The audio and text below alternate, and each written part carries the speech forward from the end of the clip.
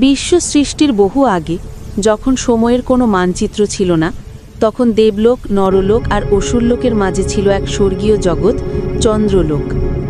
এই লোকের আলো ছড়িয়ে পড়ত সমগ্র ব্রহ্মাণ্ডে, আর সেই আলোর উৎস ছিল চন্দ্রমণি, এক অলৌকিক রত্ন যার শক্তিতে সময়, জীবন, ভাগ্য সবকিছুই ভারসাম্য বজায় রাখত। চন্দ্রমণির রক্ষক ছিল এক তরুণ দেব, অরিন। শান্ত, ন্যায়পরায়ণ, কিন্তু তার শক্তি নিয়ে দেবতা অসুর উভয়েই ভয় থাকত। কিন্তু চন্দ্রমণির শক্তির দিকে নজর ছিল এক মহা অসুরের, অন্ধকারের সম্রাট ক্রুহাসের। এক পূর্ণিমার রাতে চন্দ্রলোক অদ্ভুত নিস্তব্ধ হয়ে যায়। অরিন দাঁড়িয়েছিল চন্দ্র মন্দিরের ওপর। তার সামনে অনন্ত আকাশ, অসংখ্য তারার আলো। কিন্তু আজ রাতটা অন্যরকম। বাতাস থেমে গেছে, পাখিরা নীরব। হঠাৎ করে আকাশ ফেটে গিয়ে পড়ল অগ্নিগোলকের বৃষ্টি। চন্দ্রের আলো ক্ষীণ হয়ে আসছে, এ যেন ঘোর বিপদের সংকেত। তার শিক্ষক দেবর্ষি বায়ন এসে বললেন, অরিন, চন্দ্রমণির আলো দুর্বল হচ্ছে। ক্রুহাস মুক্ত হয়েছে নরকের শৃঙ্খল থেকে। সময় খুব কম। অরিনের মুখ কাঁপল। গুরু, আমি প্রস্তুত। যা করার এখনই করতে হবে। বায়ন বললেন, এই যাত্রা শুধু শক্তির নয়, মানসিক পরীক্ষারও। তুমি চন্দ্রমণি রক্ষা করতে পারবে কিনা তা সিদ্ধান্ত নেবে 5টি স্তর: ভয়, লোভ, ক্রোধ, দুঃখ আর অহংকার। চন্দ্রলোকের দক্ষিণ গিরি পেরিয়ে অরিন এলো অন্ধকার উপত্যকায়। জায়গাটা দেখে তার গা শিউরে উঠল। সূর্য বা চন্দ্রের আলো এখানে ঢোকে না। মাটিতে অদ্ভুত ছায়ার নড়াচড়া। সবসময় কেউ তাকে অনুসরণ করছে, এমন অনুভূতি। হঠাৎ তার সামনে নিজেরই ছায়ার বিকৃত রূপ দাঁড়িয়ে গেল। আমি তোমার ভয়, সেই ছায়া বলল। তুমি ব্যর্থ হবে, তোমার শক্তিই তোমাকে বিপদে ফেলবে। অরিন চোখ বন্ধ করল। যা সত্যি নয় তাকে ভয় করি না। চোখ খুলে অরিন তার বর্ষা ছুঁড়ে মারতেই ভয়ের ছায়া ভেঙে গেল ধুলো হয়ে। প্রথম স্তর পেরোল। অরিন পরবর্তী পৌঁছাল স্বর্ণ মরুভূমিতে। বালিতে লুকিয়ে আছে দেবমন রূপান্তরকারী ক্ষমতা। মরুভূমির মাঝে এক বিশাল সোনালী নগরী উঠে এলো। নগরীর কেন্দ্রস্থলে একটি সিংহাসন। সেই সিংহাসনে রয়েছে অরিনের ভবিষ্যতের রূপ, এক মহারাজ, কোটি কোটি প্রজার উপাস্য।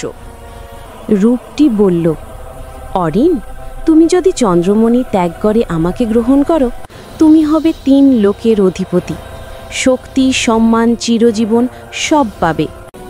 এক মুহূর্তের জন্য অরিন দুর্বল হয়ে পড়ল, কিন্তু মনে পড়ল গুরু বায়নের কথা। লোভ কখনো সত্য পথ দেখায় না। অরিন সিংহাসন স্পর্শ করতেই নগরী ভেঙে গেল মরীচিকার মতো। দ্বিতীয় স্তর উত্তীর্ণ হল।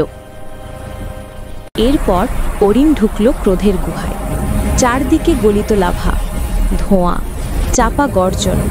গুহার গভীরে দাঁড়িয়ে আছে এক রূপ, তার পিতা দেবযোদ্ধা ঋতম, যিনি বহু বছর আগে অসুর যুদ্ধে মারা গেছেন। কিন্তু এই রূপ ক্রুদ্ধ, চোখে আগুন, হাতে বর্ষা। অরিন, তুমি আমাকে বাঁচাতে পারলে না। তোমার কারণে আমার মৃত্যু। তুমি ব্যর্থ সন্তান। অরিনের শরীর জ্বলে উঠল। রাগে তার দৃষ্টি লাল। কিন্তু হঠাৎ সে বর্ষা ফেলে দিল, হাঁটু গেড়ে বলল, যদি সত্যি আপনি আমার পিতা হন, তাহলে জানবেন আমি আপনাকে ভালোবাসি। আপনার প্রতি আমার ক্রোধ নেই, গর্বই আছে। মায়া ভেঙে পড়ল। গুহা শান্ত হয়ে গেল। অরিন এবার পৌঁছায় দুঃখের হ্রদে। হ্রদ এতই স্বচ্ছ যে নিজের মনে লুকিয়ে থাকা অনুভূতিগুলোও দেখা যায়। পানির মাঝে উঠে এলো অরিনের অতীত, তার শৈশবের বন্ধু লিয়া, যাকে এক অসুর আক্রমণে সে রক্ষা করতে পারেনি। লিয়া হেসে বলল, তুমি আমাকে ভুলে গেছো অরিন, তুমি আমাকে রক্ষা করতে পারোনি। অরিন কেঁদে ফেলল। আমি তোমাকে ভুলিনি লিয়া, আমার দুঃখই আমাকে শক্তি দিয়েছে। তোমার স্মৃতিই আমাকে আজও রক্ষা করছে। হঠাৎ লিয়ার রূপ মুছে গেল আলোক রেখায়। সর্বশেষ স্তর, সবচেয়ে কঠিন, অগ্নি টাওয়ার। এই টাওয়ারে অরিনের সামনে দাঁড়ায় আরেকটি অরিন, কিন্তু আরও শক্তিশালী, আরও দীপ্তিমান, আরও অপরাজেয়। সে বলল, তুমি আমার ছায়া, আমি সত্য অরিন, বিশ্বের পরাক্রমশালী যোদ্ধা। দেবতারা তোমাকে বেছে ভুল করেছে, আমাকে নয় কেন? অরিন বলল, আমি তোমাকে গ্রহণ করি নিজের অংশ হিসেবে। তুমি আমার অহংকার, কিন্তু আমি তোমার দাস নই।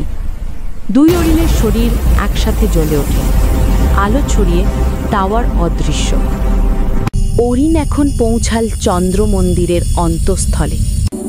সেখানে চন্দ্রমণি দপদপ করছে, আর ঠিক সামনে দাঁড়িয়ে অন্ধকার সম্রাট ক্রুহাস। বিকৃত মুখ, লাল চোখ, কালো আগুনে জ্বলা শরীর। ক্রুহাস দাঁত বের করে হেসে বলল, তুমি ভেবেছ আমাকে থামাতে পারবে? আমি অন্ধকার, আলো যত বাড়ে আমার শক্তিও বাড়ে। অরিন নিদায় বর্ষা তুলে বলল, যতক্ষণ এই মনি আছে আলো কখনো নিভবে না। ক্রুহাস ঝড়ে আক্রমণ করল, চন্দ্রমন্দির কাঁপতে লাগলো, ধুলো পাথর ঝরছে। দুজনের লড়াই মহাযুদ্ধ হয়ে উঠল। অরিন একসময় ক্লান্ত, শরীর রক্তাক্ত। ক্রুহাস তাকে চেপে ধরে বলল, তোমার শেষ সময় এসেছে। হঠাৎ অরিনের মনে পড়ে গেল 5 স্তরের শিক্ষা। সে চন্দ্রমণির দিকে তাকিয়ে নিজের শক্তি মণির আলোতে নিবেদন করল। মুহূর্তে চন্দ্রমণির আলো বিস্ফোরণ ঘটালো, আলো ক্রুহাসকে ধ্বংস করে দিল। অরিন মাটিতে পড়ল, ধীরে ধীরে চেতন ফিরে আসে। চন্দ্রলোক আবার আলোয় ভরে উঠল। দেবঋষি বায়ন এসে বললেন, অরিন, তুমি শুধু চন্দ্রমণিকেই নয়, নিজেকেও জয় করেছ। 5 স্তর জয় করলেই কেউ সত্য রক্ষক হয়। এখন তুমি চন্দ্রলোকের অধিপতি। অরিন মৃদু হাসল, আমি অধিপতি নই, রক্ষক। আলো কখনো কারো সম্পত্তি নয়, এটা সবার। আকাশে চাঁদ পূর্ণ হয়ে উঠল, নতুন যুগের সূচনা হলো। অরিন চন্দ্রলোকের শেষ রক্ষক এখন হলো মহাজগতের প্রথম আলো রক্ষক।